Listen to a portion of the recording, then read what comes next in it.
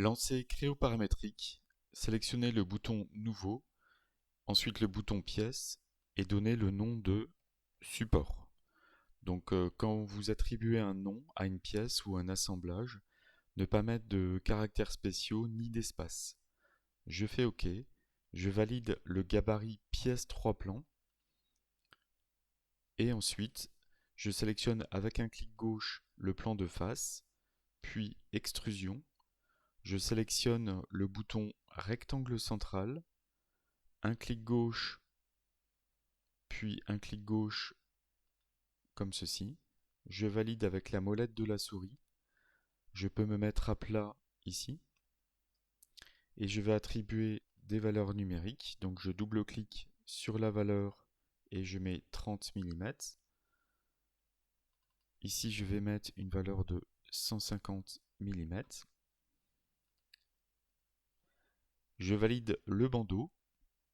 Je vais dessiner par symétrie par rapport au plan d'esquisse le plan de face.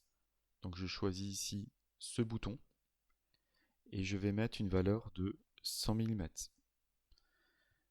Je valide la fonction. Je vais maintenant créer un alésage dans cette pièce. Le fait d'avoir créé une pièce par symétrie va me faire gagner du temps, comme les axes passent par le milieu de la pièce. Je sélectionne le bouton trou et avec la touche CTRL, je sélectionne l'axe vertical et cette surface. Je n'ai plus qu'à mettre ici le diamètre, donc je choisis une valeur de 50 et à travers tout. Et je valide.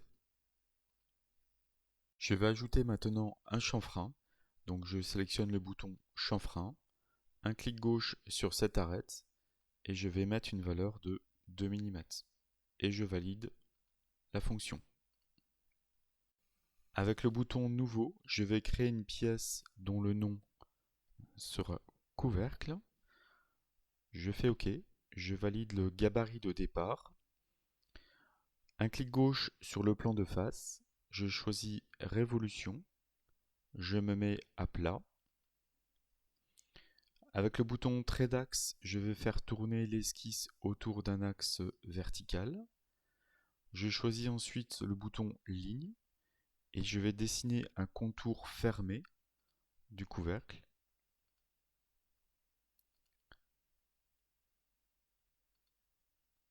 Comme ceci.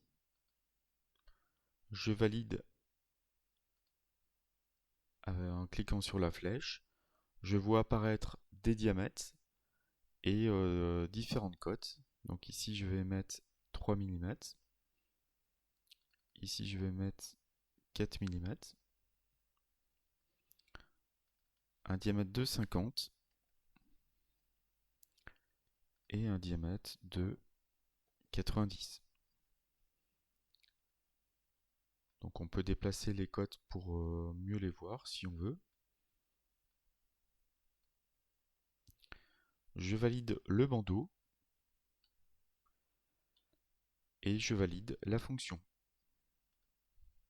Je vais ajouter un chanfrein, donc avec le bouton chanfrein sur cette arête ici, je vais mettre 1 mm. De même, je vais mettre un chanfrein sur le dessus du couvercle avec 1 mm. Avec le bouton nouveau, je choisis assemblage et je vais mettre le nom assemblage couvercle. Je valide. Je valide le gabarit assemblage 3 plans. Et avec le bouton assembler, je vais chercher à mettre en place dans un premier temps le support. Je fais ouvrir. Et pour la première pièce, je peux la placer par défaut, ce qui aligne les repères à la fois de la pièce sur celui de l'assemblage. Et je valide. Je vais assembler maintenant le couvercle. Donc avec le bouton assembler, je cherche le fichier couvercle, je fais ouvrir. Et ici, on peut prépositionner avec le copilote 3D la pièce couvercle par rapport à la pièce support. On peut sélectionner avec un clic gauche la surface de l'alésage, avec ici la surface du centrage court, comme ceci par exemple. Et ensuite, un clic gauche sur la surface du dessus de la pièce, avec cette surface ici. On voit ici, sous l'onglet placement, les différentes contraintes ou restrictions de placement. Donc on voit ici la coïncidence entre ces deux surfaces cylindriques et ici une distance entre les deux surfaces planes. À droite, on peut changer cette restriction en mettant en coïncidence par exemple. Et je peux ici valider le placement du couvercle sur le support. À tout moment, on peut modifier la position des pièces dans un assemblage, soit à partir de la fenêtre graphique ou à partir de l'arbre du modèle. Donc à partir de la fenêtre graphique, il suffit de sélectionner avec un clic gauche une surface de la pièce, puis faire modifier la définition. Ou, si on connaît le nom de la pièce, dans l'arbre du modèle, un clic gauche sur le nom de la pièce, et de même, on peut sélectionner modifier la définition.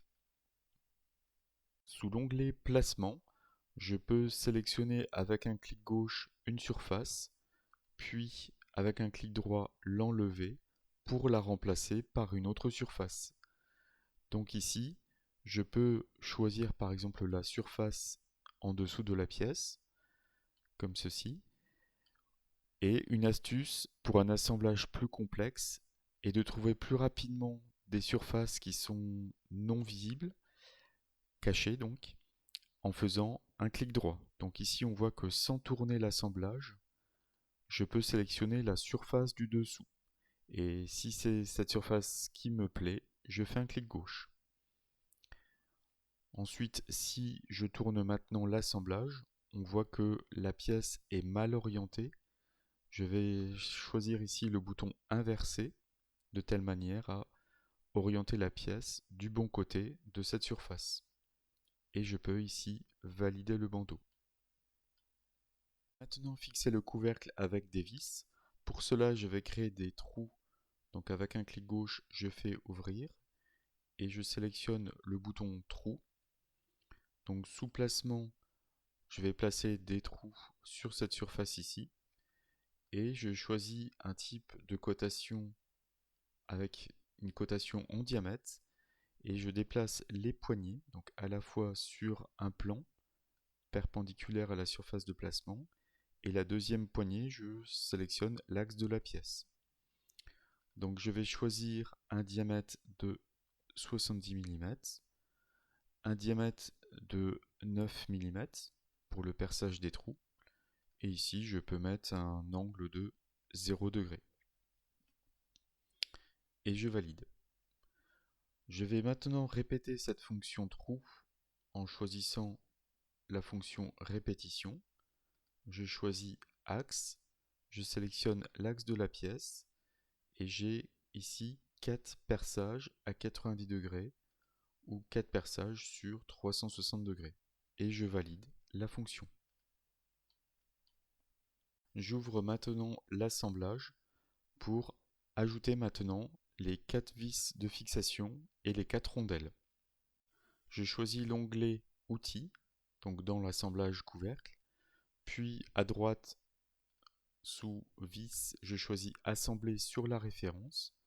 Je sélectionne la position ou l'axe d'un perçage, donc celui-ci par exemple. Je choisis ensuite la surface d'appui de la vis, ou plutôt de la rondelle, donc un clic gauche sur cette surface-là. Ici, je choisis la surface pour laquelle le filet, ou plutôt le taraudage, va commencer. Donc dans cette pièce ici, je valide. Et à ce stade, eh bien, je peux choisir une qualité de vis, par exemple 8,8, avec un diamètre de 8.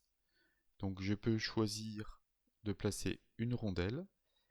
Et à droite ici, en sélectionnant le plus, je peux sélectionner que le trou doit être débouchant, ainsi que le taraudage. Et je peux valider. Il a trouvé qu'il y avait plusieurs perçages, donc il me propose de répéter la fixation. Je fais OK et la fixation est réalisée donc par 4 vis avec 4 rondelles. Prenez le réflexe de bien sauvegarder votre travail régulièrement, donc avec l'onglet Fichier, Enregistrer sous, enregistrer une sauvegarde. Donc ne rien noter à droite de sauvegarder, uniquement cliquer sur OK. Et ainsi, toutes les pièces de l'assemblage seront également sauvegardées.